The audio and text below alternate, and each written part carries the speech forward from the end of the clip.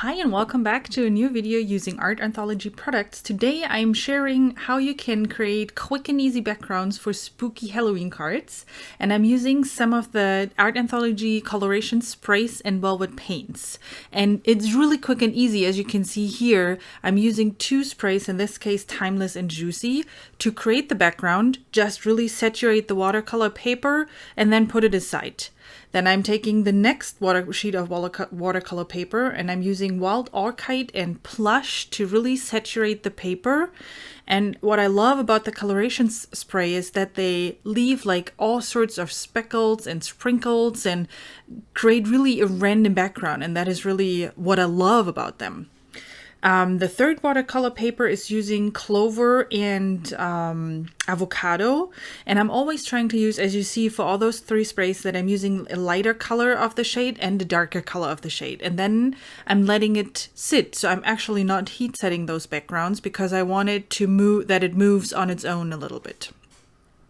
So next up, while I'm letting everything dry, I'm taking the Core Essentials cardstock and neutrals and the Sizzix dies Feather and Ravens, Haunted House, Witchcraft, Silly Monsters, Scarecrow, and Vintage Spirits, and die cut all of those from that cardstock. And the special thing about that neutrals cardstock is that when you distress it, when you use some sandpaper or anything else, you can create like interesting shades on the paper. And that's what I'm doing here. And I actually borrowed something from my husband. I think it's actually something to clean guns, but it worked.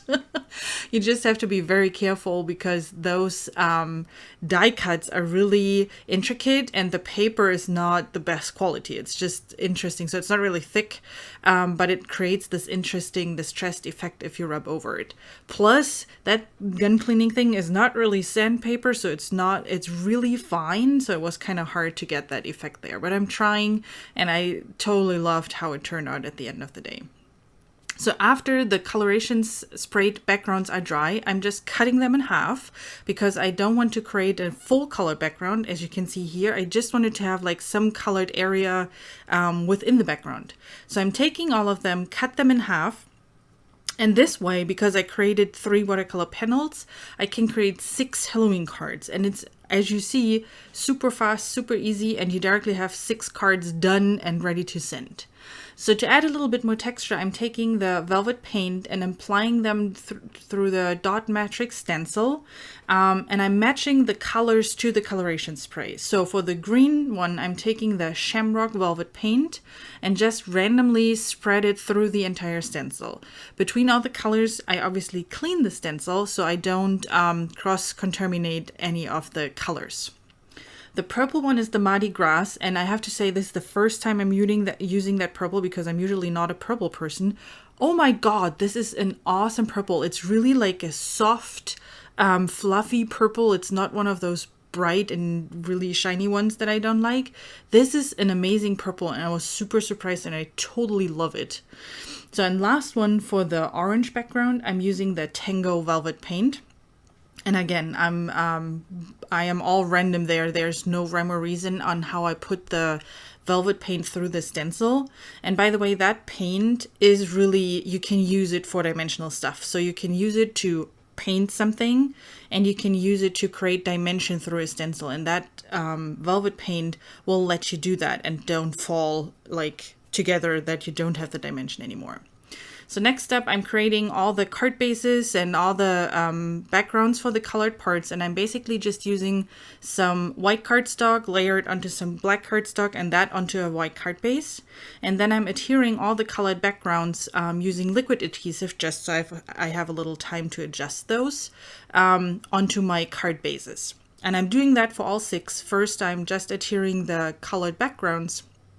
And then I'm adding all the monsters on top. And I die cut like a whole bunch of it in different colors. And you can see them a little bit on the top corner already. Some in black, some in brown. I tried to be really like a little bit like more random on the entire part. And I thought it's easier when I adhere all the backgrounds first. And then I start adhering all those little animals. It was like I was in the flow. So I had a feeling it is easier.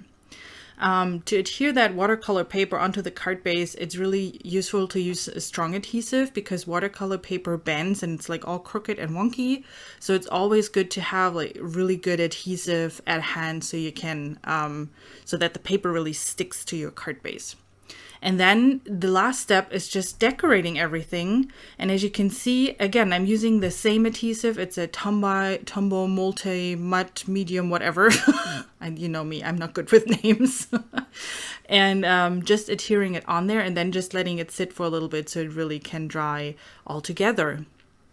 Thank you so much for watching today. I really hope you enjoyed my 6 Halloween cards. I mean, it's close to Halloween, so it's really about time to get those cards done. And I hope you like to see how you can create a whole bunch at the same time with like really fun colors for the background in a super easy and quick way. And it still turns out really great. I think it's an easy way, yes, but it still looks great and spooky. Don't forget to subscribe to the channel so you can see new videos coming up on a regular basis. And then I hope you have a good rest of your day and I will see you with my next video. Bye.